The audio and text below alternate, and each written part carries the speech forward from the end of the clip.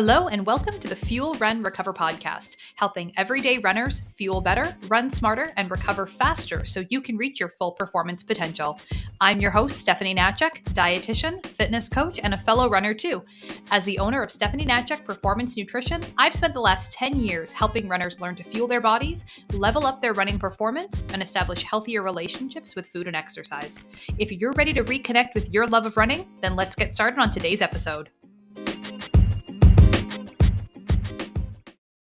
All right. So hello, everyone, and welcome to today's episode of the Fuel, Run, Recover podcast, where I am so excited to be sitting down with Kelly Small. She is a physiotherapist with a special interest in both orthopedics and women's health and operates here in Manitoba as the owner of Kelly Small Physiotherapy. So Kelly and I go back quite a few years, actually. to being able to kind of connect and refer clients and chat back and forth about all things to do with nutrition and running and training and all of that good stuff. So thank you so much, Kelly, for agreeing to be on the show today. Thank you so much for having me.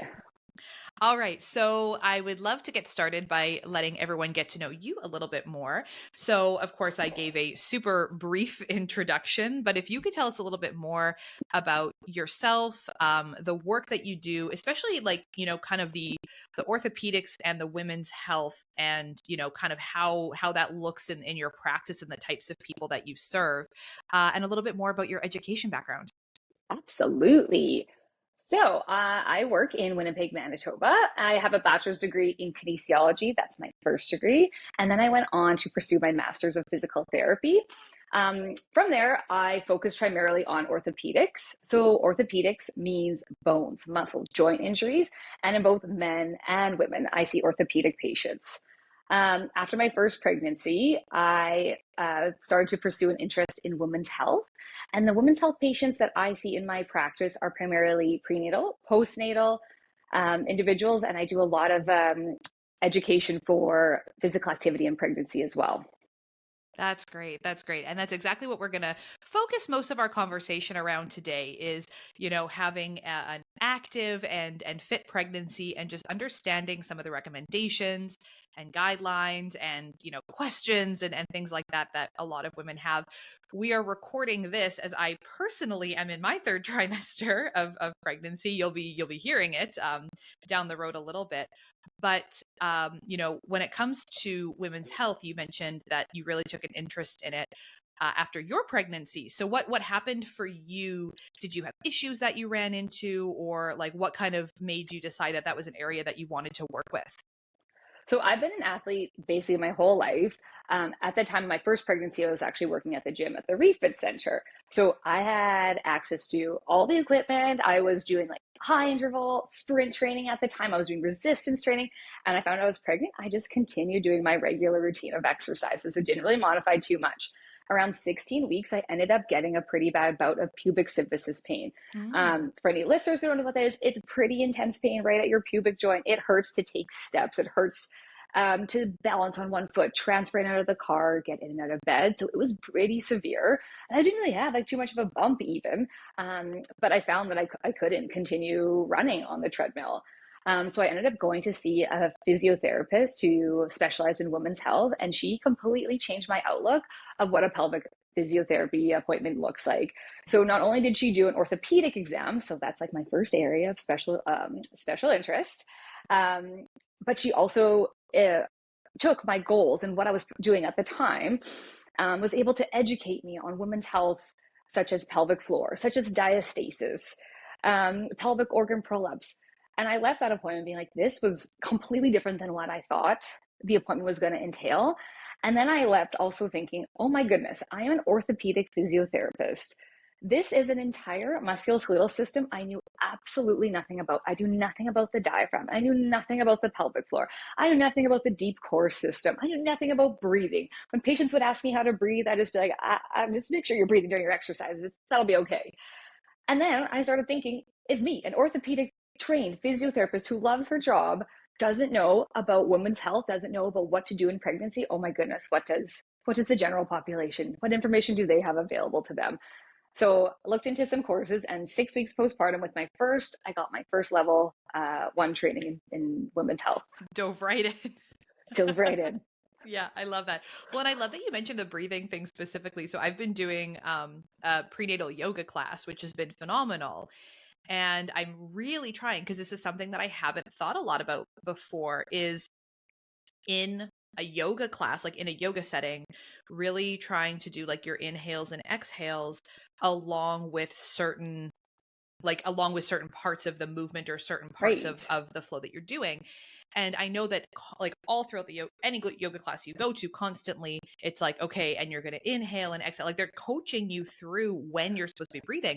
But I realized that that is actually not something that I have paid a ton of attention to before. I've kind of just been doing my own thing over here with my inhales Yep. and exhales, and not actually timing it along with the movement the way that they're coaching us to do. So that's something that I've really been trying to connect with in the last couple of weeks, now that I understand sort of the importance with, you mentioned your diaphragm and your pelvic floor and everything that has to kind of work together when it comes time to be pushing a baby out. Exactly. You need to get those muscles in check beforehand. Yeah, and just the coordination of everything. And I feel like running is so straightforward because it's just so repetitive that you're just in out as you're running. Right. But yeah, I'm appreciating it on a new level, and really having to like retrain my brain to learn that skill. It is. What's like my first appointments, I teach women like, hey, here's your breathing strategy, and people get so confused. So it seems so strange. I'm like, hey, the first thing we're gonna work on is like your breath, and then you're gonna practice that, come back, and we're gonna add like every single other exercise on top of that. But you probably need like at least a good couple weeks to practice this because most people don't breathe properly. Yeah. Okay. So lesson number one from Kelly is you have to learn how to breathe. And then just do it for the rest of your life. It's not just in Yeah. pregnancy. Yeah. Okay. Fair enough. Fair enough. So I want to go back to the basics and really kind of Yeah. take it back to the fundamentals. Even kind of beyond breathing and stuff. And because you had said, and I thought this was such an important comment, that if you, as someone who has done a bachelor's and then a master's degree, realize that there was these huge gaps in your knowledge around fitness and pregnancy and, all of these very specific aspects to women's health and things like that. What does the general population know? And where Exactly. are they missing information? And I think it's fair to say that the vast majority of people go into pregnancy and have absolutely no idea what to do. And not only that, but a lot of healthcare professionals also don't really have a ton of advice to give. So, Yeah. what are some of the basics of just fitness during pregnancy? Like, what are sort of the things that everyone should know, maybe in terms of frequency of exercise, types of exercise, Yes. intensity? Like, what's something that you just wish everybody knew if going into a pregnancy? Okay, listen up. It is the 2019 Canadian Physical Activity Guidelines. Every single woman in their pregnancy should know what those guidelines are and should be educated on each one of the points. These guidelines are evidence-based recommendations. They're from the Society of Obstetricians Gynecologists across Canada and the Canadian Society of Exercise Physiology. They all came together. They looked at so much research and collaborated, and they came up with this recommendation for every single woman who is pregnant in order to a woman who is able to meet these recommendations during their pregnancy, you can reduce your risk of having gestational diabetes, gestational hypertension, preeclampsia. You're less likely to have a C-section. You're more likely to have a vaginal birth, and you're more likely to reduce the second stage of labor. So that's when you're pushing. You're less likely to give birth where the obstetrician needs to use a forceps or a vacuum. You're less likely to have urinary incontinence, decrease your low back pain, and a 60% reduction in prenatal depression. And that's just by hitting the requirements of the Canadian Physical Activity Guideline, which I will take you through right now. So number one, every single woman who is pregnant should try to achieve at least 150 minutes of moderate intensity physical activity each week to achieve clinical meaningful benefits. So a lot of people don't understand what that moderate intensity exercise means, right? Yeah. So that is based on your perceived exertion when you are exercising. That's going to be different for every single person. So moderate intensity, you can tell that your heart rate is increasing, but we are not obsessed about what our heart rate is in pregnancy because every single trimester, your heart rate is going up 10 beats every single trimester. Is If that you just want in to, general or during exercise? no, in general, Oh, so crazy. your resting heart rate, like, and I'm not quite sure for like a twin pregnancy, what that would do to resting heart rate, but that can be very alarming because, which we'll get to like in a few minutes, a Yeah. lot of people have heard, don't get your heart rate under over 140 beats per minute, right? Yeah. Yeah. Right. So moderate intensity exercise means that you are perspiring. You can tell your heart rate is going up. You can tell you're working hard. If you're exercising with a partner or just imagining that you are, you're able to carry on a conversation with that partner, but you couldn't sing a song. So Okay. it's not like Okay. you're just like shooting the breeze with them, right? Like you're actually putting in a bit of effort for that moderate intensity. Yep. Okay. Um, there is within these guidelines, there's no amount per session, so any amount is going to go towards that 150 minutes. So as you know, pregnancy is hard. A lot of women their first trimester are exhausted, they are nauseous. Me telling them to go like walk on a treadmill or go on the elliptical for 30 minutes, people are like, absolutely not. Like I cannot do that. Simply going on for like 2 minutes, 5 minutes is going to have profound effects for both mom and baby. That's great to know. That's great to You know. can chop it up into small little manageable pieces and you will still get clinical meaningful benefits for baby and mom. Awesome.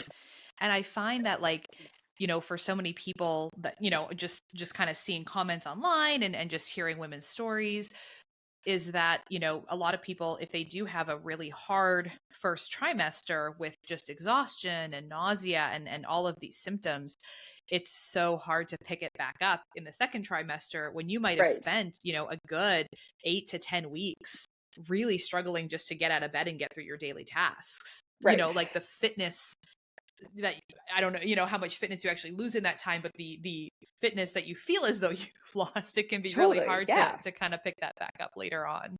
Yes.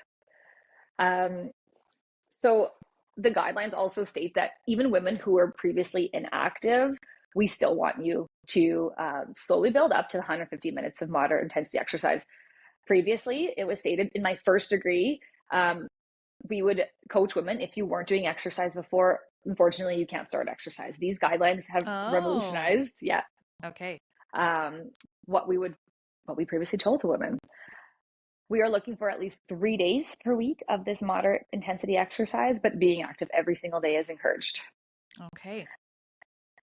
The fourth recommendation is pregnant women should do a variety of exercises, such as resistance training.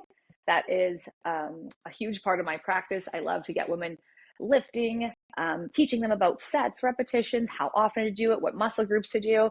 You're going to come to find being a mom is hard. But the second we give birth, we are lifting a heavy car seat that's probably at least like 12, 15 pounds. So by telling women that lifting weights could be dangerous, so we have that preconceived notion that lifting is dangerous, and then you give birth and you're required, my stroller weighs like 40 pounds, putting that into like my car, that's heavy. Like transferring my children out of the vehicle, and they just get heavier as they get older. I have a 2 and 4 year old now. My 4 year old weighs about 45 pounds. I had to haul her in the house yesterday, and I always think like, how on earth would I be able to do this if I didn't lift weights? So I think that resistance Yeah. training is incredibly important for being a mom to reduce your risk of injury. um, Adding yoga is also beneficial, as well as stretching. The fifth recommendation is pelvic floor training should be started during your pregnancy in order to reduce your risk of incontinence. And incontinence means leaking pee. Proper instruction is recommended. So that means going to see a pelvic floor therapist to get the proper prescription of pelvic floor exercises, also known as Kegels, that are appropriate for your body, because it's not just a one size fits all. And And so then, what we hear a lot about the Kegels, like I mean, my understanding of Kegels, right, was the way that you read it in Cosmopolitan and magazine when you were a YM, yes, teenager was, just the tightening and the contracting of your yes. pelvic floor muscles. But if I heard you correctly, what you're saying is that like Kegels are not just that, or is it that there's way more to pelvic floor exercise than just Kegels? Absolutely. So your Kegel actually starts at your breath. So going back to that, your diaphragm, we need to ensure that you're getting that proper. It's called a 360-degree breath. So it's going all around your rib cage. That needs to be perfected in order to get a good pelvic floor contraction. And then for some women, actually doing Kegels isn't beneficial. If you're someone who holds more tension in your lower body, if you accidentally, without even knowing, like you clench your abdominal muscles or you clench your thigh muscles, your pelvic floor might be hypertonic or tight. A tight pelvic floor is not a good thing. So with that particular individuals, Kegels would not be appropriate, and we'd be doing more breathing exercises to help with relaxation. And there are individuals who are weak and they just need to work on strengthening their pelvic floor throughout their pregnancy. Yeah, so personalization, like you said, is really the key here, where it's best to not assume that you need to do any one type of exercise, or assume that this is the problem, or this is what I need to do because someone else said that that's what they did, or you read it in a magazine article. But Exactly. actually connecting with a professional who's going to do that assessment and make sure that the exercises you're doing are appropriate for you. Right. Yeah, absolutely. The sixth recommendation is pregnant women who experience lightheadedness, dizziness, or nausea when they exercise on their back should modify their exercises so they're just sitting on an incline of about 40 degrees or just avoid the supine position. That's going to depend on every single woman's physiology, if it's an appropriate exercise to do on their back. Typically, for my patients, the evidence isn't quite there with saying like this is safe versus not safe. So around 20 weeks or so, I'm telling my patients just to get up on an incline of 40 degrees or so to avoid the supine position. Yeah, so you're not like waiting until someone has an issue necessarily. It's just Exactly. Like, let's just preventatively. modify this. Yeah, that's fair. That's fair. Yeah, and those are the six recommendations. Now, there are some women who exercise is not appropriate for. There are different contraindications, and that means that that woman has a particular medical issue where exercise at the moderate intensity would not be appropriate for her. Okay. However, she is still allowed to do activities of daily living. So, i.e., bed rest is not recommended in these guidelines. There is another set of contraindications, which are known as relative contraindications. So, just an example of that is if someone has symptomatic anemia, a history of spontaneous preterm birth, gestational hypertension, those women would be needing to talk to their healthcare provider to make some adaptations to their current physical activity and determine if it's appropriate for them. And Yeah. so, you mentioned one of the things, a couple of things that have sort of changed over the years of if you weren't previously active to not start getting active during a pregnancy. And I know there's been a lot of shift in terms of like heart rate and things like that. We still hear lots of people saying, oh, well, my doctor or someone told me that I shouldn't get my heart rate over 130 or, that kind Yeah. of stuff. How, like, is this the 2019 guidelines? Are those the first guidelines that we've had, or was there a previous set No. of guidelines? So the first set of guidelines came out in 1985, Oh, and okay. this was based on the American College of Obstetricians Gynecologists.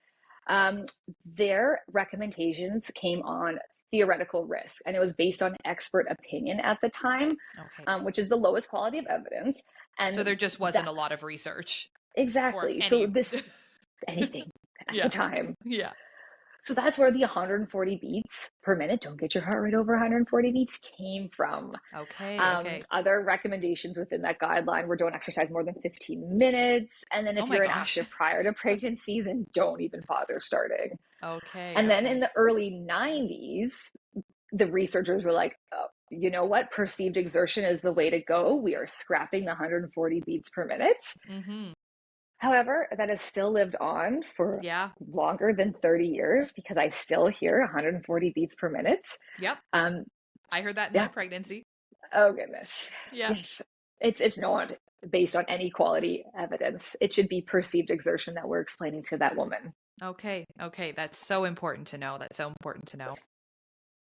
And so when it comes to, so we talked about kind of the recommendations and, what women can do who maybe aren't as active going into their pregnancy and, really want to work up to this certain level of fitness and certain level of exercise in order to reduce some of these risks. What about for people who are already quite active and quite fit Right. in their pregnancies? Because I think that's probably the majority of the listeners that we're talking to today are people who are already, have this high level of fitness or doing a lot of activity. What are some of the bigger mistakes or missteps that you see those people making during their pregnancies? What are some of the things that you see that maybe they're not quite doing right? Hey, so this is what I did in my pregnancy too, because I was really fit and I just continued doing my same program until I got hurt. Okay. So I should have seen a pelvic floor therapist um, after my first trimester of pregnancy, just to go over what my current physical activity is, what it entails, what are my goals for pregnancy, and then get some advice of if particular exercises need to be adjusted, and then ensuring that we're doing strength training in pregnancy, especially all the runners out there. A lot of them are doing strength training, which is fantastic. But there are so many changes happening to your body when you are pregnant. So even though you're running right now and you have no pain, as your body starts to change, there's a lot of adaptations that have to happen at your hips, at your spine, at your thorax. And those changes can put more strain on your pelvic floor. Running is fantastic for cardiovascular benefits, right? Like my runners, I know that they're getting the 150 minutes of moderate intensity exercise, but running can be challenging on the pelvic floor because it's a high impact exercise. So do yourself a favor before you start getting issues, go see a pelvic floor therapist and just determine like if you're doing your breathing properly, if you're syncing up your exercises and pelvic floor appropriately, and just learn the adaptations that are going to occur in pregnancy and things that you can help do to mitigate your risk of injury and issues with pelvic floor. Yeah. So don't wait until something hurts. Don't wait till you have a problem. Don't wait until you have to stop Exactly. exercising. Be preventative, be proactive, which I mean, obviously is great advice for so many different things in life. But I think, especially in pregnancy, because things are changing and happening so fast, like, a month is a very long time in pregnancy. Like your body is so different in the course of even 1 month that it just is something that you have to constantly stay on top of it and constantly sort of evolve with. Right. No, Yeah, I agree. absolutely.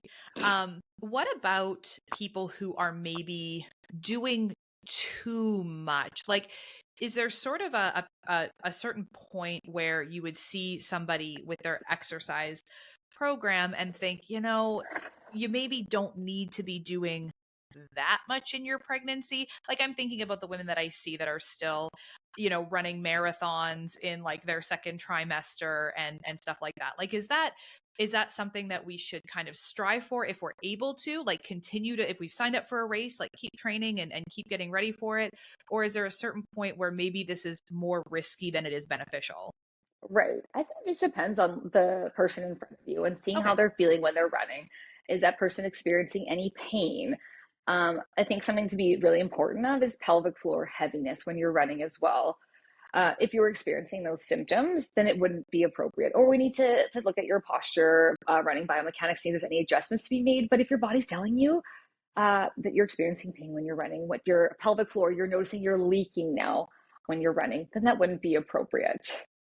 Okay. So if you feel good and everything's going fine, obviously you're slowing down, taking those proper precautions, you're not running Right, through a lot of pain or discomfort and kind of pushing through things that maybe you shouldn't be pushing through. If right. all is good, then there's really no upper limit to the amount of exercise that person could theoretically engage in.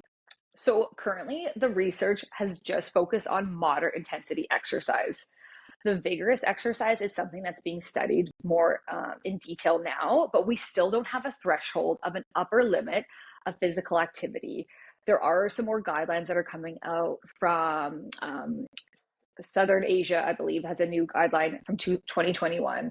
And they're saying keep your heart rate less than 90% of your heart rate max. Like that's pretty intense, right? Like you're nearly at like an all out sprint with that. At those levels, we're unsure if there's any adverse effects with babies. So current recommendations are just focusing on moderate intensity exercise. And then if that woman was engaging in that more vigorous exercise prior to pregnancy, then as long as everything's looking good with her and baby, then it's okay for her to continue with that more moderate to vigorous physical activity in pregnancy. Yeah, and in terms of duration of activity, like how many minutes per week, there wouldn't really be an upper limit at that No, moderate intensity. Again, as no. long as everything's fine. Exactly. And in fact, 150 minutes is the bare minimum that we want to encourage women to obtain. The more that she is physically active, the more benefits there are for baby and mom. Yeah, I think that's actually really important to note is that 150-minute recommendation that we use in a lot of different areas. Like it's not just pregnancy that we have this Right. 150-minute guideline. Yeah, that is a minimum recommendation. So, any other kind of major mistakes or things that you see runners especially doing wrong when it comes to their pregnancy? Is there anything else there that that you see really often? So I'd say like cross training as well. So if that individual was partaking in maybe pull-ups or like your more traditional abdominal strengthening exercises. A lot of women know about diastasis in pregnancy, which is the thinning out of the linea alba. The linea alba is the connective tissue that holds your two six-pack muscles called your rectus abdominis muscles together. That tissue needs to thin out and stretch in order for your baby to grow. So it's completely normal. It's not something that's pathological that we can stop from happening, but we want to ensure that we are balancing our intra-abdominal pressure where you are not noticing your tummy come to a point when you're doing exercises. And the more typical exercises that would cause that would be a sit-up or Mm. even your extension exercise. So extension means like leaning backwards as well. So even women in their third trimester of pregnancy, if you're doing a shoulder press overhead and you're standing, you're going to lean into that thoracic extension, which can cause doming. Doming is not a painful thing. It's not something you really perceive as happening. So it's nice to actually check in with your tummy and see what's going on. That might mean working out with just like your sports bra, and if you're comfortable with that. We want to avoid that stretching of the linea alba because that can make it a bit trickier to rehab in the postpartum period. Okay. Okay. So not doing exercises that are going to, sort of exacerbate that issue or kind of like make it more obvious or make it worse, even though a little bit of stretching is normal and expected and okay. We don't want to like Exactly. we don't want to sort of push it and make it happen even more than it needs to. Exactly. And Okay. there are some women who think that doing core exercises, like you just have to stop because they say like, I don't want to make like my diastasis any worse. So then they just stop doing core exercises. And oh my goodness, a core runner who stops doing core exercises, like you can end up with a lot of trouble with that. So we want to continue to exercise our core, Okay. but we're probably going to change up the type of exercises that we're doing. Yeah. Okay. Great to know. Great to know. And so then, we've had our pregnancy, we've made it to the end, we've had our baby, and what about in the postpartum period? So what are some of the things that you see a lot of runners doing wrong, or what advice do you have for runners or other very active people in the postpartum period, things to kind of watch out for? Okay, this is going to be really hard for a lot of runners to hear. I know what you're going to say. I know Take a exactly what deep you're going to breath. say. Okay. There is good research to support that we want to work on allowing your body to heal, allowing your body to get strong, and waiting at least 4 to 6 months before we start running again. I will tell my runners this in their pregnancy so they can start to wrap their head around this. And this isn't to say in the postpartum period that you're just going to be sedentary. Once you get your clearance from your OB at 6 weeks, that is not your clearance to start running again, but it's your clearance that probably even like a few weeks prior to that, that we can start doing some breathing exercises, core exercises, reconnecting with your pelvic floor and building up a strength program to get you back running at 4 months, Okay. typically at the earliest. I know that's really hard to hear. Yeah. But I think that's so important because I can't even tell you how many runners I see who get that 6 week clearance Yeah, and they're immediately like, signing up for a marathon or immediately, and part of it is, yes, we want to get our fitness back. We want to get our strength back, especially if we've had to stop running maybe earlier in our pregnancy. And now it has been maybe 6 months or 8 months by that point since we've been right, running. It's right. understandable that we want to get back to it as soon as possible. There's always, unfortunately, that motivation to lose the baby weight and all I that know. stuff that's out there. So there is sort of this rush to get back. But what are some of the downsides of maybe getting back into this high intensity exercise too soon postpartum? Okay. So with a vaginal delivery, the baby's going to pass through a muscle in your pelvic floor. This is called your levator ana muscle. It is not back to its regular tensile strength till about 13 months postpartum, with the nerves Wow. and connective tissues taking at least 4 to 6 months to return to their baseline. And some people may never get back to baseline. There still can be some laxity in that levator ani muscle, depending on what type of birth that you had. Okay. Okay. Okay. And then all the women who are like, well, C-section, I'll just go ahead Yeah. and I can Yeah. start running because I had a C-section. Your Okay. abdominal strength has not returned to its baseline strength till about 6 to 7 months postpartum. So Okay. individuals who have C-sections, you still got to go to pelvic floor therapy. We want to do scar tissue massage. Yeah. That is a major abdominal surgery, and that still requires postpartum rehab afterwards. Yeah. So we're not saying don't exercise. We're not saying don't start getting back into some kind of fitness routine at that 6 week point. It's just getting back to the high intensity running stuff that puts a lot of pressure on your pelvic Exactly. floor and on those muscles is probably not recommended. Would women possibly put themselves at higher risk of like injury, pain, long-term Yes. damage, prolonging the rehabilitation of some of these areas? Exactly. So going back to running too soon may increase the risk of pelvic organ prolapse if that tissue of your pelvic floor isn't quite ready for that high impact exercise. And before I was a pelvic floor therapist, I had no idea what pelvic organ prolapse was. So just to go over briefly, um, it is when the structures that surround your vagina, so you have your bladder in the front, your uterus up top above the vagina, and then your rectum at the back. We have fascia that holds up that tissue, as well as ligaments, and the pelvic floor holds up that from the bottom. So, what happens with pelvic organ prolapse is that tissue can either get too tight or too weak, and those structures can collapse and fall into the wall of the vagina. That woman feels a heaviness in her pelvic floor. She feels cramping in her lower abdomen. And with cases that are more extreme, that woman will actually see that organ protruding out of her vagina and can actually palpate it. If she sits down on a chair, it feels like she's sitting on a ball. So it's so important to know, like why are we telling women not to go back to exercise? Because um, within the 6 weeks, you could increase your risk of stress incontinence, fecal incontinence as well as pelvic organ prolapse. And if your abdominal muscles aren't strong enough, then you could increase like low back pain as well.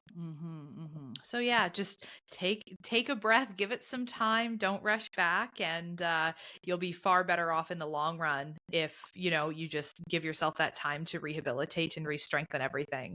Exactly. Yeah.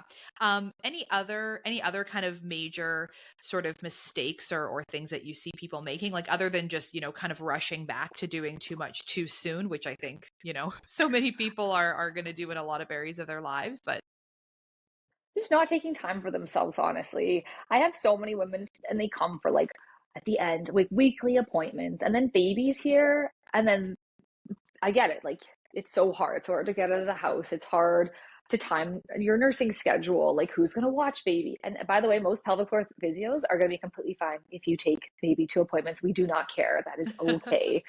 But just take time for yourself. When you feel ready, go and see a pelvic floor physiotherapist so you can get an individualized plan to get you back to running. yeah. What about, and it's okay if if you don't know the answer to this, but I've wondered about it. Maybe it's a little bit more of a nutrition question, but maybe you just see it in your practice. Um, what about like things like milk supply for Right. people who are breastfeeding and then going back to these really high levels of activity? Like, do you see people having issues with being able to keep up with the demand and maybe some low energy availability impacting that? As long as calories are adjusted for, so if that individual, I would refer them off to a dietitian if they were doing those high intensity exercises and were cleared for that. I would refer to dietitian. But currently there's no like research that says that it's going to impact your milk supply. Okay. So yeah, so just making sure that you're eating enough to support all the activity you're doing, just like in Exactly. pregnancy, having to eat enough for exercise, plus also the growing baby inside of you. Now you're growing a baby outside of you, but you still need to make Exactly. sure you're nourishing yourself. And so much of that comes back to just, always the weight concerns, right? Of wanting to get back to that pre-baby body and all of those things. And I think we just need to give ourselves so much more time and space and grace to get there, or to just adjust that our bodies are different postpartum than they were before we have kids. Yes, your bodies is different, your schedule is different. It took you 10 months to grow the baby, right? Yeah. Um, and then social media, like those expectations of like what our body's supposed to look like a couple of months after we give birth. Like this is my profession. I have a kinesiology degree. I have a degree in physical therapy. It took me 2 years for my abs to feel that I wasn't doming when I was doing the majority of my abdominal exercises. It just takes time and grace, so much grace. Yeah. Yeah. I love that. I love that. So we kind of already covered this question, but I want to revisit it just in case there's anything that we sort of missed already. But at what point should someone really look at connecting with a pelvic floor physiotherapist? Like when, you find out that you're pregnant, woohoo, okay. Yeah. When should you make that first appointment with your pelvic floor physio? Okay. So it would be amazing if more women were to reach out before they were trying or when they were trying to conceive in their Okay. pregnancy. Okay. Yeah. Yeah. Great to know. Because then we can start going over the physical activity recommendations, and the physical activity exercise you do prior to pregnancy is going to set you up for a healthier pregnancy as well. So maybe there's a woman who's not exercising as much, so we can start to increase her exercise, start her with resistance training, and then when her pregnancy begins, she already knows what she needs to achieve. But can you imagine being an individual who's sedentary and you're 7 weeks pregnant? And I don't really see a ton of women who are that early on in their pregnancy, and I'm telling you, in order to have the healthiest pregnancy for both you and baby, that you got to get to this 150 minutes of moderate intensity exercise. That's like a very daunting task for a woman in their first trimester of pregnancy. So it's learning what those expectations are and making those adjustments within your schedule to allow for that physical activity to take place. Okay. And then if someone is pregnant, you could just come whenever you feel up to it. Like earlier, the better. Again, I will go over your breathing, like your pelvic floor connection. The therapist would go over what your exercise is, ensuring that you're getting that moderate intensity exercise. I do like it when women come a bit earlier. However, I have women coming when they're like 34 weeks, and we'll still try to do as much education as we can, even though Yeah. it's very condensed. Okay, that was actually going to be my next question is there a point where it's too late, the ship is sailed? There's not. I've Okay. done like at 37 weeks, and I'm like, okay, buckle up. Like, we're going to go Oh through my a lot right gosh. now. Yeah. Yeah, Oh wow. And then she was in labor the next day. I'm just exactly. kidding. But all right. So, I think that we're talking about the pelvic floor and, breathing and exercise to kind of get through a pregnancy is healthy and reducing health risks as much as possible. I mean, myself included, and I'm sure every pregnant person out there is thinking, okay, what can you do to help me make labor and delivery easier? Yes. And I know a lot of these conversations around breathing and being able to relax your pelvic floor and coordinate these muscles and all that kind of stuff is really what this is all about. But yeah, any tips or advice for getting through that part of this adventure any easier? Okay, so that's why, again, going back to breathing is so important. And it's way easier to learn this breathing in your first and second trimester. As your pregnancy progresses, it is harder to get your proper diaphragmatic breath down to pelvic floor just because baby's taking up so much real estate in your abdominal wall, right? Okay.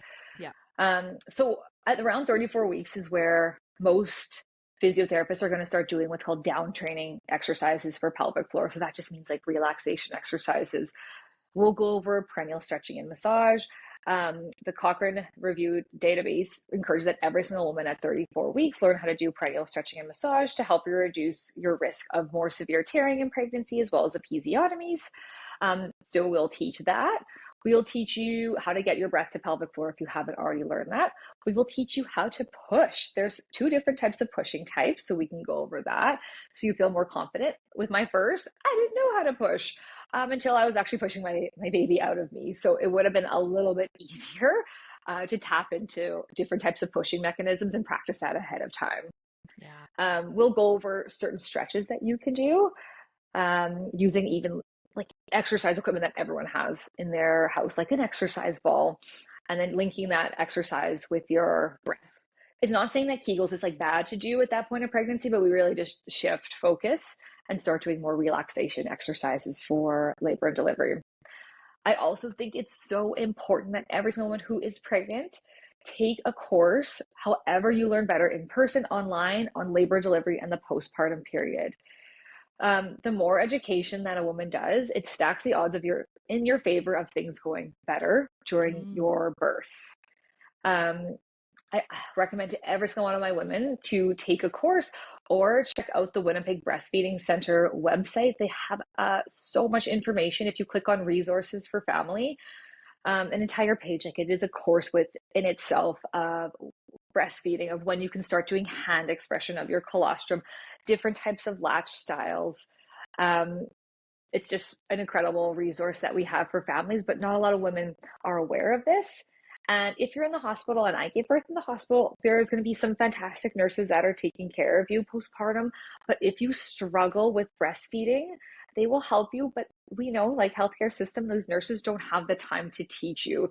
So if you're struggling, you're kind of needing to figure out your own resources at that very vulnerable time of who's going to help you with breastfeeding. And it's usually making an appointment with lactation consultant. So if you can do the work ahead of time and look at these resources, check out these videos. If you have the resources to hire a lactation consultant and meet with them ahead of time, both you and your partner, it is going to make breastfeeding so much easier.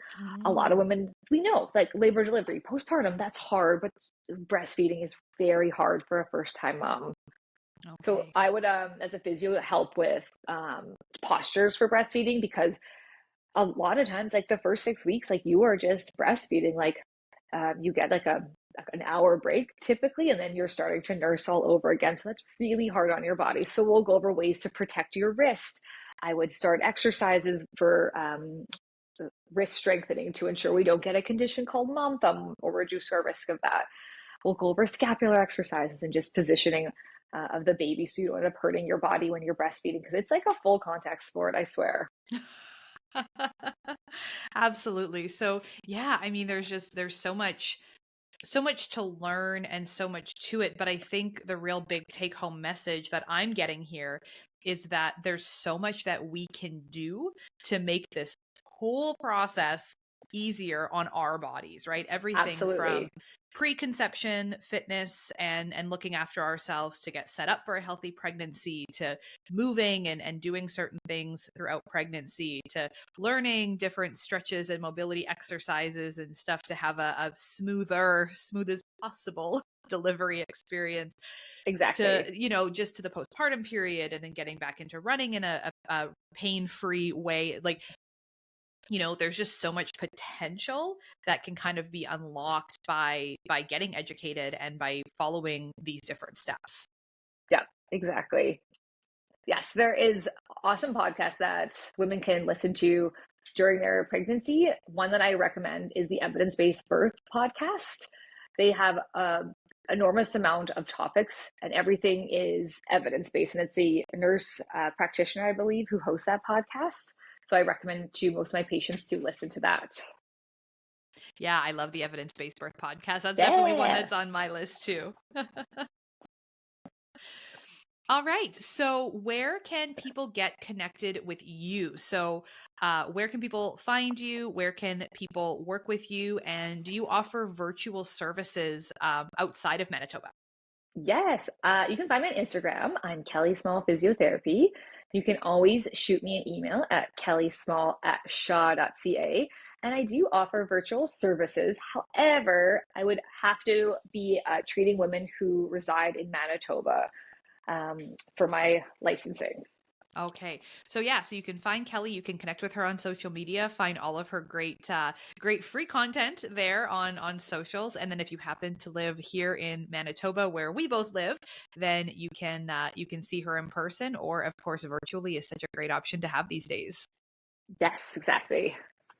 All right. Well, thank you so much for being here and taking the time out of your busy schedule to record this episode.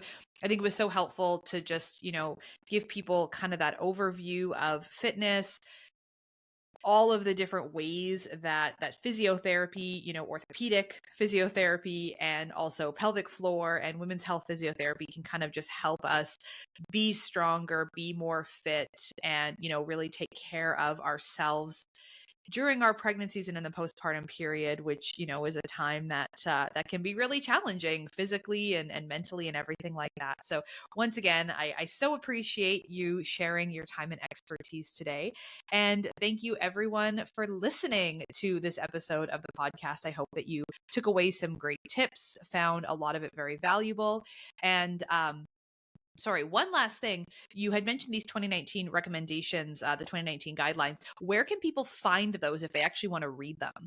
Yes, there's a PDF. If you were to just Google the 2019 Canadian guideline for physical activity throughout pregnancy, you're going to find these 6 recommendations, as well Okay. as contraindications, the relative contraindications, and the risk reduction when you engage in the Okay. So just 150 minutes. super easy to Google it. You'll find the PDF. You can Yeah. download it and read it for yourself. That's fantastic. All right. Once again, thank you so much, Kelly. We really appreciate it. Thank you so much for having me. All right. That's it for this week's episode. We will see you next week. But that's all for us today. Bye for now.